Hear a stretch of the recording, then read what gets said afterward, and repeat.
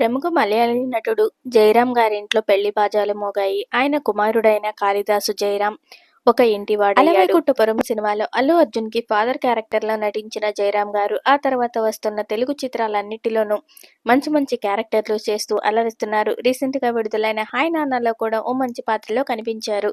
Present Jayaram గారి కొడుకు కూడా మలయాళీ సినిమాలు చేస్తూ ఫుల్ బిజీగా గడిపేస్తున్నాడు. విక్రమ్ రాయన్ వంటి తమిళ పిక్చర్స్ లో ప్రముఖ పాత్ర పోషించాడు కాళిదాస్ జయరాం. తమిళనాడుకు చెందిన ప్రముఖ మోడల్ తరణి తోటి 7 అడుగుల బంధంలోకి అడుగుపెట్టాడు. కేరళ సాంప్రదాయ ప్రకారం ఎంతో వైభవంగా జరిగిన వీరి వివాహ వేడుకకు సంబంధించి ఫోటోలు నెట్టింట హల్చల్ చేస్తున్నాయి.